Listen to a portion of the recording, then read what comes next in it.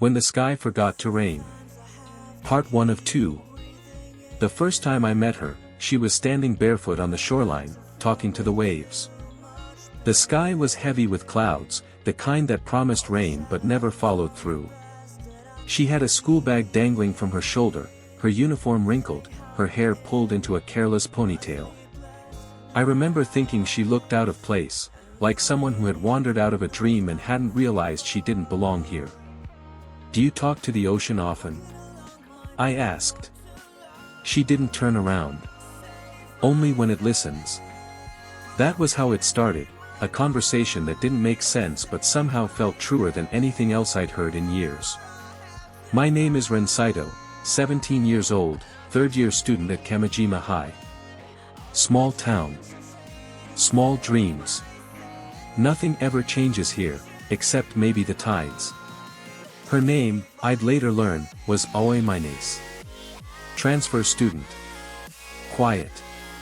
Brilliant. And, as it turned out, running away from more than just the city she'd left behind. Aoi joined our class 2 weeks before the cultural festival. She sat by the window, always watching the sea beyond the baseball field. Everyone tried to talk to her, but she had that kind of silence that made people nervous, not shy, just distant. I was the only one stupid enough to keep trying. "You draw a lot," I said one afternoon, pointing to her sketchbook. "They're not drawings," she said. "What are they, then?" "Memories. Before they disappear." I laughed awkwardly, not sure what she meant.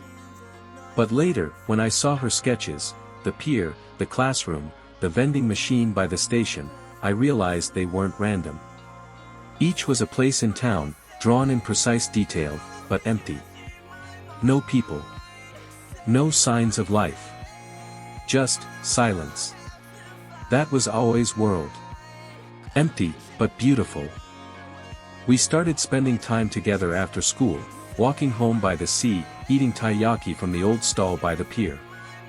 She'd always order custard, even though the vendor constantly mixed up our orders. She said she didn't mind mistakes. They make things more human. I started to notice things about her. She always wore long sleeves, even in the heat. She flinched when thunder rolled across the sky. And sometimes, when we passed the hospital on the hill, her expression went blank, as if she was trying to remember something and failing. One evening, I found her sitting at the old bus stop, sketching. The light was orange, the air smelled like rain. "What are you drawing?" I asked. "You," she said simply, not looking up. That threw me off. "Why?" "Because you'll disappear too, one day." I wanted to ask what she meant, but her eyes, those pale, sea glass eyes, made me stop. She wasn't being poetic. She was being literal. That night, for the first time in years, I dreamed of my mother. She died when I was 10, a car crash on the coastal highway. I hadn't cried at the funeral. I'd been numb for so long that sometimes I forgot she was ever real. But when I saw Aoi's sketch the next day, something cracked open inside me. It was me, sitting on that same bus stop bench, but behind me was my mother's old car, headlights still on, the sea swallowing the road. When I confronted Aoi, she just smiled faintly. "I told you, Ren. I draw memories. Not just mine." Over the next few weeks, her sketches grew darker. The sky in them changed, from overcast to storm black. I didn't understand it then, but she was drawing a countdown. On the night of the festival, everything fell apart. Aoi and I had been assigned to manage the lantern release by the pier, hundreds of paper lanterns that would float out into the ocean, carrying the wishes of everyone in school. She looked pale the whole evening, her hands trembling as she lit each candle. "You okay?" I asked. She nodded, forcing a smile. "I just don't like goodbyes." When the fireworks began, she slipped away. I found her near the cliff by the old lighthouse, staring at the horizon. "Ren," she said quietly, "if you could erase one memory, what would it be?" "My mother's death," I said without hesitation. She nodded. And if you could bring her back? I'd give anything. She smiled, not sadly, not happily, just softly, like someone hearing something inevitable. Be careful what you'd give. Then she kissed me. It wasn't romantic. It felt like a confession, or maybe a goodbye. Her lips were cold, like rain that never fell. She disappeared 2 days later. Her desk at school was empty. The teacher said her family moved away suddenly, no forwarding address, no explanation. Her number stopped working. The house she'd rented was locked, the windows covered. Everyone forgot about her after a week. Everyone except me. I kept going back to the bus stop, to the cliff, to the pier. I kept waiting. I couldn't let go of the feeling that she hadn't left, that she was still here, somewhere, watching. Then one day, while cleaning my room, I found her sketchbook in my drawer. I didn't remember her ever giving it to me. Inside were dozens of new sketches I'd never seen before, and one page, right in the center, was different. It was dated June 24th, 2 days before she disappeared. The drawing showed the pier at night, lanterns floating, fireworks in the sky. And me, standing at the edge, watching someone fall into the water. I ran to the pier that evening, my heart pounding. The waves were calm, but the sky was heavy again, pregnant with unfallen rain. I stood there for hours, staring at the dark water. And then I saw it, faintly, under the surface, something white, fluttering like fabric. When the police recovered her, they said it must have been an accident. No signs of struggle. Probably slipped while watching the lanterns. Her body had been there the whole time, below the pier where we'd first met. She hadn't moved away. She'd never left. At the funeral, I didn't cry. I just stared at her portrait, that same calm, distant expression, as if she'd already known this would happen. In her coffin, her hands were folded over a small notebook. The same sketchbook I thought I'd found in my room. So whose book had I been holding? For months after, I kept dreaming of the sea. In every dream, it was raining, finally raining, and Aoi was there, standing barefoot on the shore, looking out. She never turned when I called her name. And every morning, I'd wake up to find new sketches on my desk, drawings I didn't remember making. The bus stop. The pier. The lighthouse. The cliff. All empty. All waiting. The sea has moods. Sometimes it whispers. Sometimes it screams. Lately, it's been silent, like it's holding its breath. It's been 6 months since Aoi's death. The police called it accidental drowning. The school had a brief memorial. Her name was added to the graduation list, in remembrance. Life, predictably, went on. Except for me. I still walk the coast every evening, sketchbook in hand, hers or mine, I can't even tell anymore. The pages are filled with half-finished drawings of rain clouds, the lighthouse, and an empty shoreline. I've stopped questioning how they appear. I just keep drawing them. In January, a transfer notice arrived. I'd been accepted to an art college in Tokyo. My father was ecstatic. I wasn't. He said Aoi would have wanted me to go. I didn't have the heart to tell him that I wasn't sure Aoi ever wanted anything, not in the way most people do. On the night before I was supposed to leave, I returned to the lighthouse one last time. The sea was restless, the air sharp with salt and memory. The lighthouse had been shut down for years, but the door was unlocked. Inside, everything smelled of rust and rain. I climbed the spiral stairs until I reached the top. There, carved into the concrete wall, were words, faint but legible, scratched by hand. When the sky forgets to rain, someone has to remember. My chest tightened. The handwriting, I'd seen it before. In her sketchbook. On the margins of her notes. In every small reminder she left behind.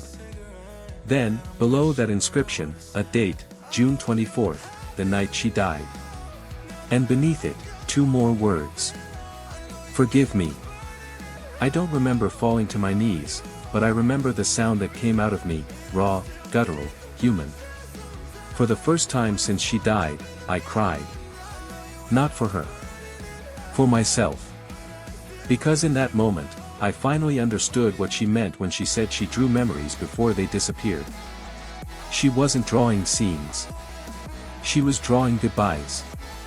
Each sketch was a place where someone had left, her parents' divorce, the city she abandoned, the friends who forgot her. And I had become her final sketch. A week after the funeral, her father, a quiet man I'd only seen once, visited my house. He looked older than I remembered, eyes hollowed by loss. He handed me a box.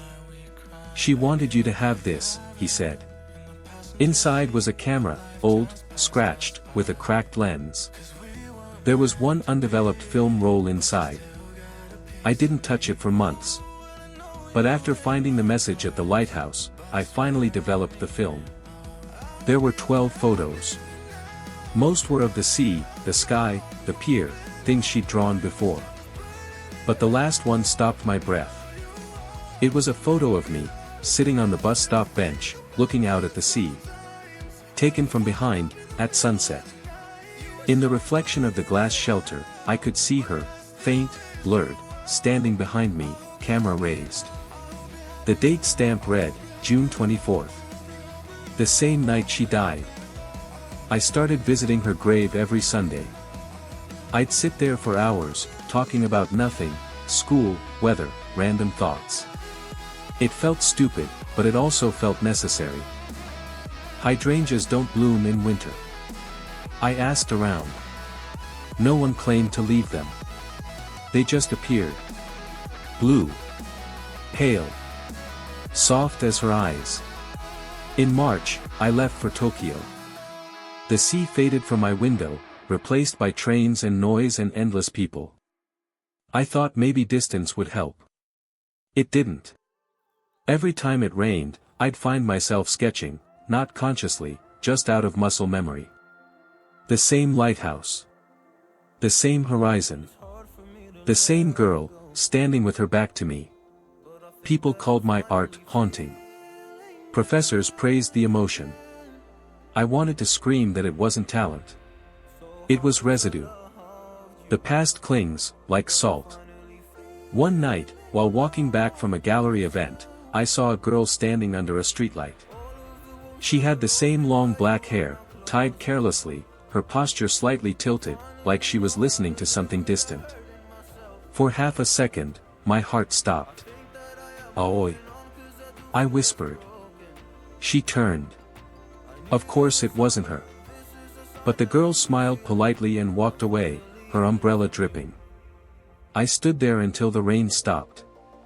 When I got home, there was a new drawing on my desk. The bus stop again. This time, I was gone. Only she remained.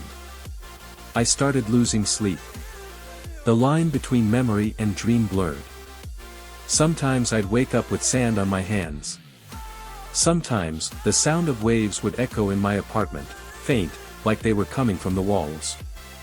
I thought I was losing my mind. But the truth was worse. I was remembering. One morning, I found an envelope under my door. No return address. No handwriting. Just a single sheet inside. It was a photocopy of a missing persons report, dated June 25th, the day after Aoi's death. The name on it wasn't hers. It was mine. Ren Saito, last seen at Kamijima Pier during the school festival. My hands went cold. I reread it a dozen times, my brain rejecting every word. There was no mistake, it listed my father as the reporter. But I was alive. I was alive. Wasn't I? I called my father immediately. He answered after a long pause. Ren. His voice trembled. Is that really you? What are you talking about? I tried to laugh. It's me. Your son. Silence. Then, quietly. Ren, you died. 6 months ago. The same night as that girl. I froze. I identified your body, he continued, voice cracking. You, both of you, they said you fell from the pier.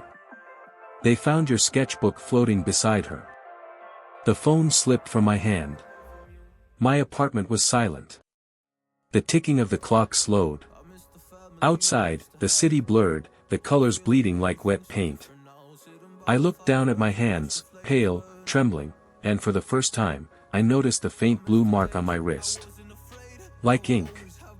Like the edge of a sketch. I walked to the mirror. My reflection flickered, faintly distorted, as though submerged in water. Aoi had once said, "We all fade, Ren. Some faster than others." I understood now. I wasn't haunted by her. I was with her. We'd both fallen that night, maybe I tried to save her, maybe she tried to save me, it didn't matter. The sea had taken us both. Everything since then, the drawings, the letters, the memories, had been echoes. Two ghosts, drawing each other to remember they once existed. The last time I saw her was in a dream. We were sitting at the bus stop again, the sky finally raining. She was barefoot, smiling softly. "See," she said. The sky remembered. I looked at her, and for the first time, I didn't feel sadness. Just quiet. "What happens now?" I asked. She shrugged. We stopped drawing. She stood, walked toward the water, and didn't look back. When she disappeared into the rain, I felt the world start to fade, the smell of the ocean, the chill of the air, everything dissolving like ink in water. They found my sketchbook washed up weeks later, pages blank except for one line on the first page. When the sky forgot to rain, we remembered instead. Years later, locals still tell stories about the two students who vanished on the night of the festival. Some say you can see them walking by the pier when the weather turns gray, a boy with a sketchbook, a girl with no shoes, standing side by side, watching the waves. The sky never rains on those nights. It only listens. And, when the sky forgot to rain,